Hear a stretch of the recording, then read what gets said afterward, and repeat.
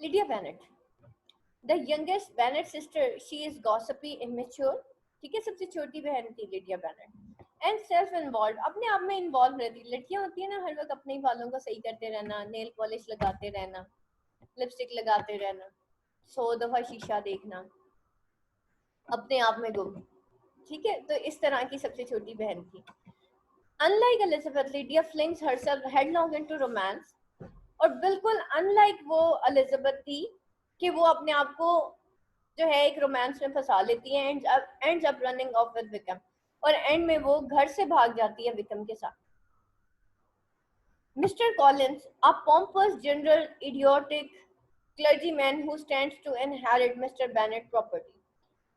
अच्छा जी, अब ये पॉम्पस जनरल इडियोटिक क्लर्जीमैन होता है जो कि जिसको मिस्टर बेनेट की प्रॉपर्टी मिलनी होती है। एक्चुअली मिस्टर बेनेट का कोई बेटा तो होता नहीं है, तो मिस्टर बेनेट के मरने के बाद जो प्रॉपर्टी होती है बेनेट फैमिली की, वो सारी मिलनी होती है मिस्टर कॉलिंस को, क्योंकि ये कॉलिन का भतीजा लगता है। तो उस दौर के अंदर, जिस दौर में एलिजाबेथ सॉरी प्रेसिडेंट प्रेजुडाइस लिखा गया जेन ऑस्टन ने, तो जेन ऑस्टन ने बताया कि उस दौर के अंदर औरत की एक्चुअली कोई हैसियत नहीं थी, औरत को इवन जायदाद नहीं दी जाती थी, और अगर 5 बेटियां थी तो 5 बेटियों को छोड़ के जायदाद कॉलिंस को मिलनी थी। अब जो मिसेस बेनेट थी वो ये चाह रही थी मेरी किसी एक बेटी की शादी कॉलिंस के साथ हो जाए, ताकि जो हमारी जायदाद है वो हमारे पास ही रह जाए। अदरवाइज वो सारी की सारी जायदाद किसके पास जानी है? मिस्टर बेनेट के मरने के बाद कॉलिन के पास जानी है। तो that is the main reason कि वो अजीबोगरीब किस्म का एक ह्यूमरस कैरेक्टर है ड्रामे के अंदर, सॉरी नॉवल के अंदर। लेकिन क्या है कि मिसेस बेनेट चाहती हैं कि एलिजाबेथ की शादी जो है वो कॉलिन के साथ हो जाए, और जो बड़ी बहन है जेन जो है, उसकी शादी जो है बिंगली के साथ हो जाए। Mr. Collins' own social status is nothing to brag about, but he takes great pain to let everyone know that Lady Catherine de Bois served as his patroness.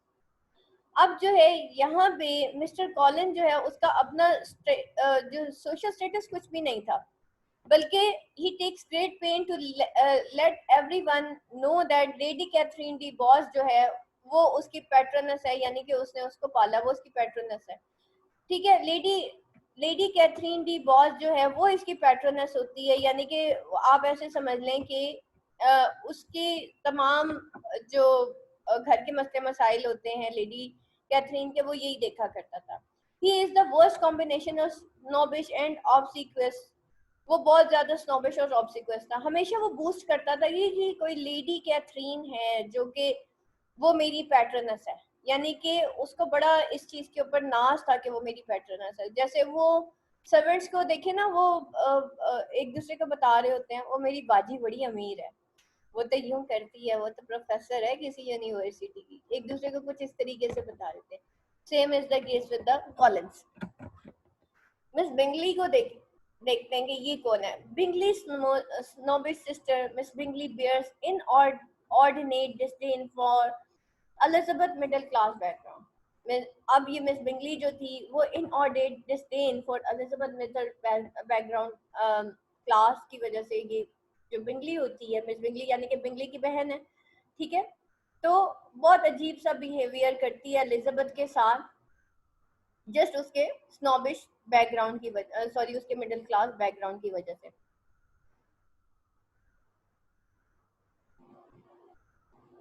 Her vain attempts to garner Darcy's attention caused Darcy to admire Elizabeth's self-possessed character even more. और उसकी ये जो when attempts थी कि वो जो है guard Darcy की अटेंशन को कैच करने की कोशिश करी थी। सॉरी, मिस बिंगली डार्सी की बहन नहीं थी, मिस बिंगली एक्चुअली जो है बिंगली की बहन थी, ठीक है। तो वो एक्चुअली शादी करना चाहती थी डार्सी के साथ, और वो जो है डार्सी की अटेंशन जो है उसको कैच करना चाहती थी, लेकिन उसकी इस तरह की हरकतों की वजह से डार्सी मतलब आयरॉनिकली एलिजाबेथ के ज्यादा करीब हो गया, और उसके सेल्फ पोजेस कैरेक्टर को उसने एडमायर करना शुरू कर दिया। अच्छा जी, उसके बाद है Lady Catherine de Bourgh, a rich bossy noble man, Mr Collins patron and Darcy's aunt. ये लेडी कैथरीन डी बॉल ये थी एक्चुअली जी डार्सी की आंटी, ठीक है, और कॉलिन की पैट्रनस भी थी, जिसके बारे में कॉलिन बड़े फखर से कहता होता था कि जी ये मेरी पैट्रनस है। तो लेडी कैथरीन जो है वो इसकी आंटी थी, और वो नहीं चाहती थी कि डार्सी की शादी एलिजाबेथ से हो। अब इस पूरे ड्रामा में कई लोग थे जो नहीं चाहते थे कि डार्सी और एलिजाबेथ की शादी हो। उसमें विकम था, उसके बाद मिस बिंगली थी, और लेडी डी बॉयस थी, ठीक है, ये भी नहीं चाहती थी कि भाई इन दोनों की शादी हो, ठीक है। Lady Catherine epitomizes class snobbery, especially in her attempt to order the middle class Elizabeth away from her well-bred nephew. वो कहती है कि ये जो एलिजाबेथ जो मिडिल क्लास से ताल्लुक रखती है उसके वेल ब्रेड नेफ्यू के करीब वो नहीं आएगी, यानी कि उसके भतीजे के करीब नहीं आएगी। अब मिस्टर एंड मिसेस गार्डनर देखते हैं, ये एक्चुअली बेनेट्स के मिसेस बेनेट का ब्रदर और उसका भाई होता है, ठीक है, भाई और भाभी होते हैं मिसेस बेनेट के। The Gardiner, caring, nurturing and full of common sense, often prove to be better parents to Bennet daughter than Bennet and his wife. इनके बच्चे नहीं होते, मिस्टर एंड मिसेस गार्डनर के बच्चे नहीं होते, बे औलाद होते हैं, लेकिन ये ज्यादा बेहतर पेरेंट्स प्रूव होते हैं in case of the five sister rather than के उनके अपने जो पेरेंट्स होते हैं। एक बहुत पढ़ा लिखा होता है उसका उनका जो फादर होता है, और जो मदर होती है वो हर वक्त फजूल किस्म के डिस्प्यूट्स में पड़ी रहती हैं। उन दोनों माँ बाप से कहीं बेहतर रोल प्ले करते हैं Mr and Mrs Gardiner as the parents, ठीक है, मामू मामी के हिसाब से उन्होंने बहुत अच्छा रोल प्ले किया यहाँ पे। Charlotte Lucas Elizabeth dear friend, Elizabeth की बेस्ट फ्रेंड होती है, प्रेगमेटिक, वेयर प्रेगमेटिक कहती है कि दुनियावी सोच रखने वाली, ठीक है, सोचो बचार रखने वाली। मटीरियलिस्टिक थी, मटीरियलिस्टिक इन अ सेंस, देखिए प्रेगमेटिक एक ऐसे इंसान को कहता है जो दुनिया के हिसाब से चलता है, मटीरियलिस्टिक हम उसको नहीं कहेंगे, जमाने के हिसाब से चलने वाले को प्रेगमेटिक कहा जाता है, ठीक है। Where Elizabeth is romantic and also 6 year old, then Elizabeth,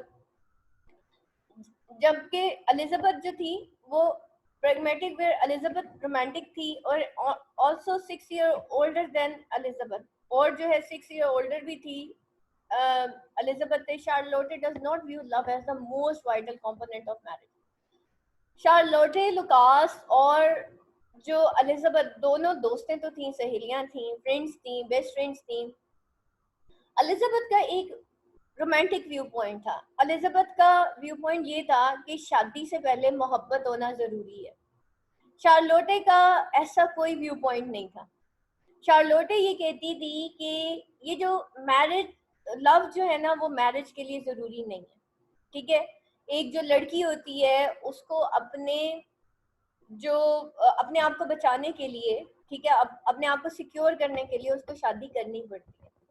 अगर वो शादी नहीं करती तो फाइनली जो है वो एक जो है जिसे कहना चाहिए, अभी आप आगे जाके पढ़ेंगे कि उस दौर में जो लड़कियां होती थी जो शादी नहीं करती थी, या तो वो किसी घर की गवर्नेंस बन जाती थी, या फिर जो है वो जो है आ, मतलब इसी तरीके से जिंदगी गुजारती थी, यानी कि उनके पास इसके अलावा कोई प्रोफेशन था ही नहीं कि जो वह अडॉप्ट कर ले।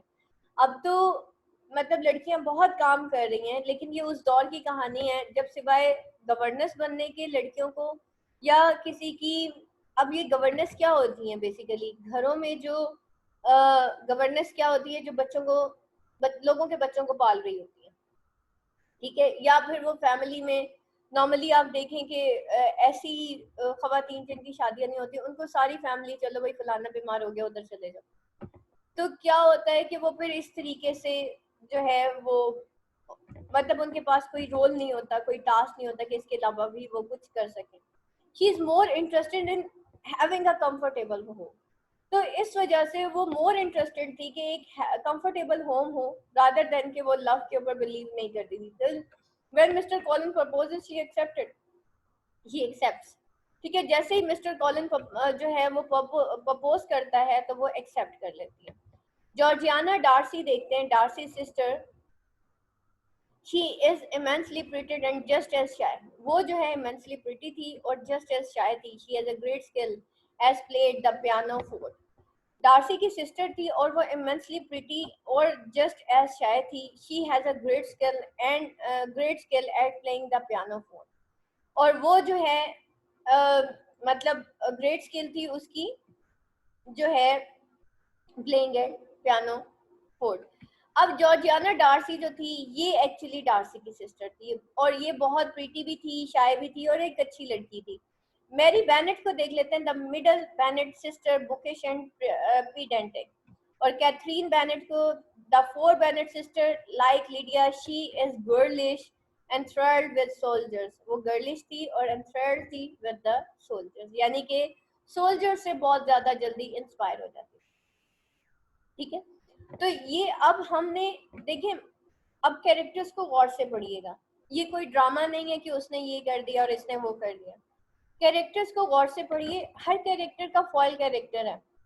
कंपेयर एंड कंट्रास्ट की थीम ड्रामास को पढ़ने के लिए बहुत इंपॉर्टेंट है, नॉवेल्स को पढ़ने के लिए बहुत इंपॉर्टेंट है. हर कैरेक्टर के देखिए फॉयल कैरेक्टर्स हैं. यहाँ पे एलिजाबेथ एंड डार्सी का फॉयल कैरेक्टर कौन है? जो बिंगली एंड द जेन.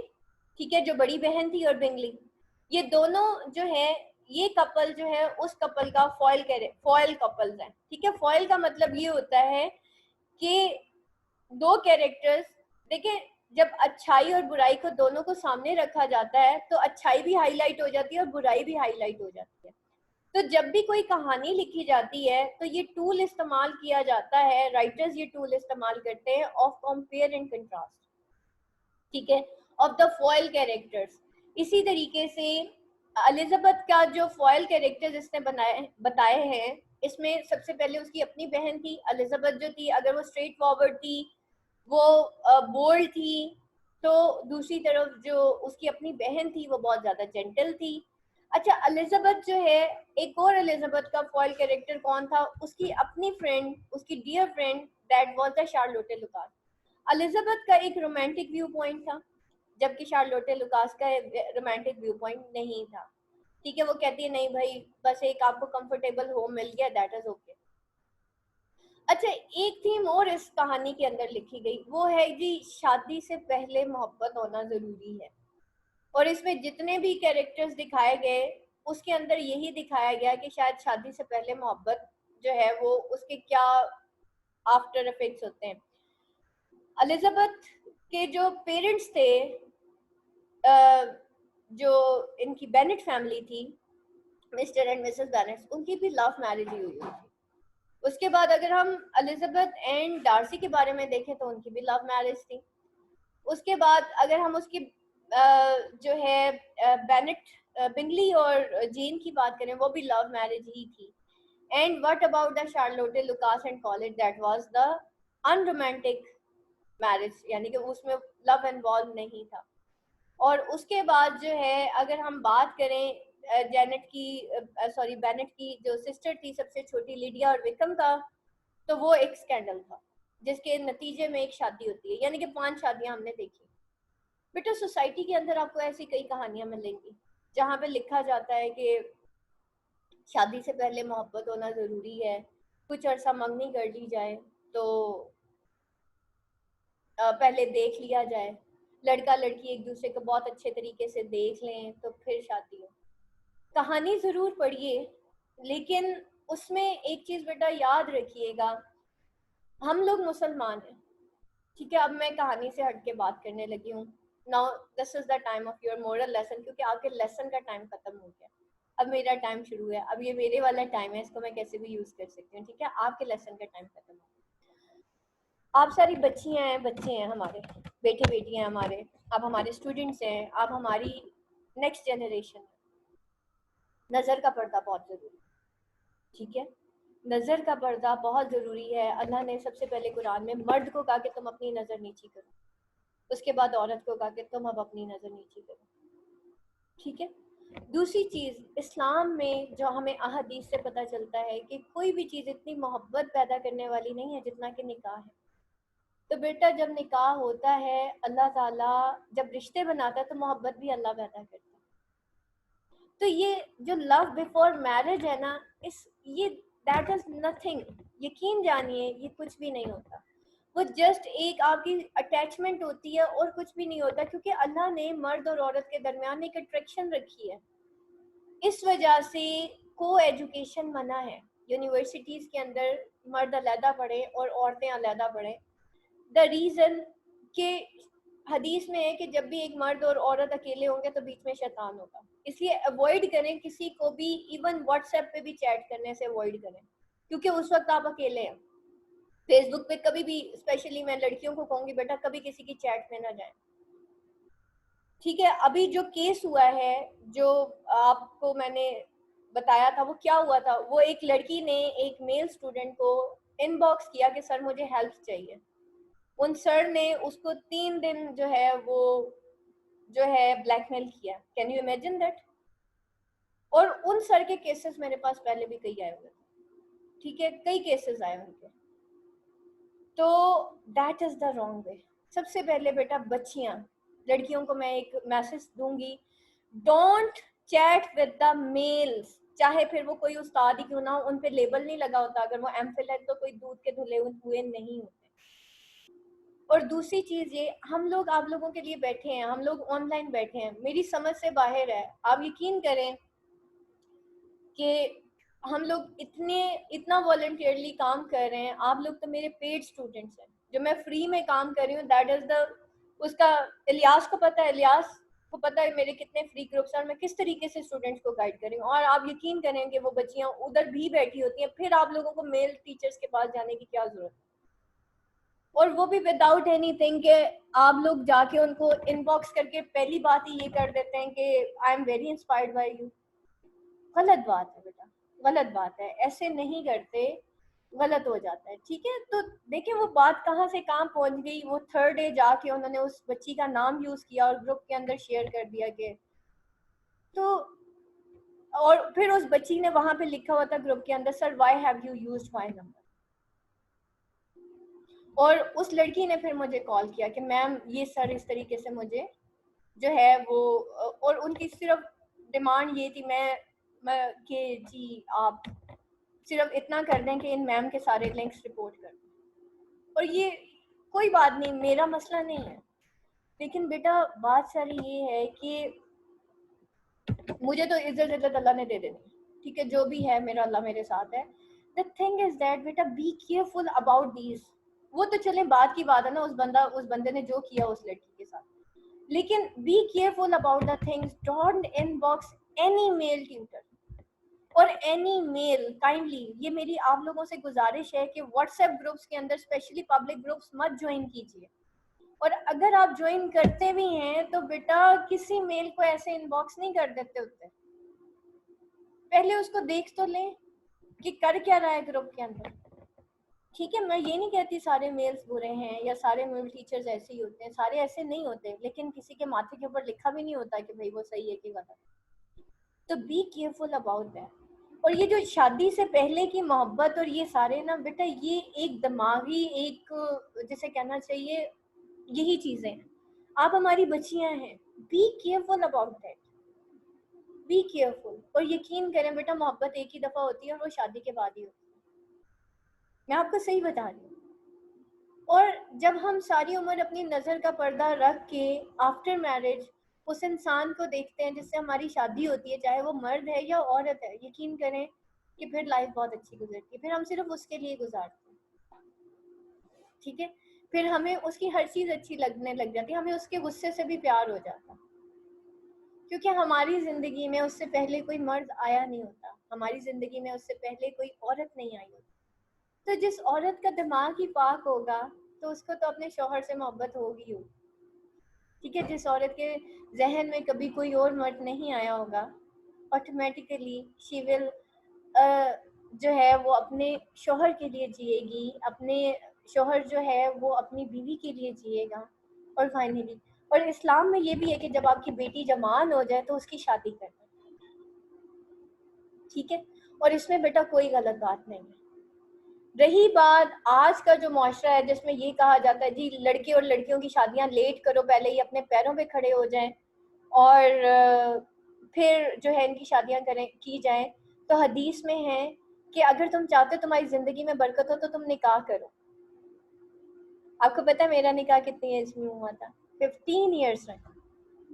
अल्लाह ने क्या नहीं दिया, अल्लाह ने मुझे क्या नहीं दिया, ठीक है। तो इसी तरीके से मेरे कई कलीग्स हैं, I am not only the one person, there are many many colleagues of us. लेकिन बात सारी क्या है, मेरे अपने उस्ताद कहते हैं कि मेरी बीवी मेरी जिंदगी में आई तो मेरी जिंदगी बदल गई। ही सेड कि आई वाज नथिंग बिफोर, जब वो, और ये यकीन करें ऐसा ही था। सर जो है इतने परेशान थे हमारे कि उनको जॉब नहीं, उनकी एक जॉब आती थी एक चली जाती थी, एक आती थी एक चली जाती थी। Today he is living in Mecca and he is a very well of person, और वो देने वाले हैं, देने वालों में से हो गए, इतने वेल ऑफ हो गए कि देने वालों में से हो गए। कहाँ एक मट्टी के घर में रहते थे मेरे उस्ताद, और आज एक महल में रहते हैं, और अल्हम्दुलिल्लाह। और अभी भी सर का दिल जो उतना ही बड़ा है, उसी तरीके से सर जमीन पे सोते हैं, उसी तरीके से सर लोगों का एहसास करते हैं। और ये मेरे उस्ताद ने मुझे बताया है कि बेटा ये जो आपने स्टार्ट किया है ना, इससे लोगों को देना है, ठीक है, लोगों की ढाल बनना है। मेरा मकसद बेटा किसी के साथ कंपटीशन है ही नहीं। अगर मैंने कंपटीशन करना होता तो मैं दिन में 2 क्लासेस ना लेती, मैं फिर दिन में 10 क्लासेस लेती। जो इंसान सुबह 7 बजे अपनी एकेडमी शुरू करे और 10 बजे बंद कर दे, अंदाजा करें वो किस कंपटीशन का हिस्सा है। कंपटीशन बेटा मेरा है ही नहीं, मैं किसी कंपटीशन का कोई हिस्सा नहीं। जो मेरे पास है मैं चाहती हूँ कि वो जो मैंने अपने उस्ताद से सीखा वो मैं लोगों को बताना चाहती हूँ। हाँ, एक चीज़ है, अल्लाह ने बीइंग अ मुस्लिम हम सब पे एक हमारा रोल है, उखरिजत लिन्नासी तामुरूना बिल मारूफी व तनहौना अनिल मुनकर। हमने इस कौम को इसलिए निकाला, हमने इस उम्मत को इसलिए निकाला, जो हमारा बेसिक फर्ज है, ताकि ये नेकी का हुक्म दे और बुराई से मना करे। जब बुराई होगी हम उसको मना करेंगे। आई नो, मुझे पता था कि ये सब कुछ होगा, ठीक है, मेरे खिलाफ स्कैंडल बनेगा और ये सारा कुछ होगा, लेकिन मैं बेटा किसी से डरती नहीं,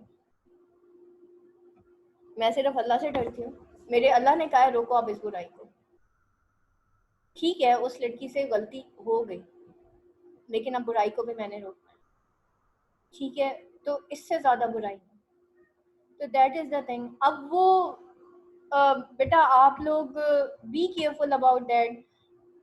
कहीं पे कोई भी कमेंट आता है, आपने ना नीचे कोई नेगेटिव कमेंट नहीं करना, ठीक है। एक चीज़ आपको मैं थोड़ा सा समझा दूँ, मेरे जितने भी स्टूडेंट्स हैं, ये अभी मुझे खुद से अकेले को डील क्या होगा कि जो लोग नहीं भी जानते वो उनको जानना शुरू हो जाएंगे, ठीक है। तो हमने बेसिकली एक इंसान को एक्सपोज नहीं करना, बिकॉज आई नो कि बहुत सारे लोग उनको नहीं जानते, ठीक है। हमने उनको एक्सपोज नहीं करना। अब मकसद ये है कि नेक्स्ट टाइम इस तरह की हरकत कोई और बंदा ना करे, ठीक हो क्या। तो that is the main thing. तो मेन थिंग ये है कि उस तरीके से एक्सपोज नहीं करना, इस वजह से ज़रूरत नहीं है। आप लोग बीच में बिल्कुल भी इन्वॉल्व नहीं होंगे इस किसी भी उसके अंदर कुछ भी, ये जस्ट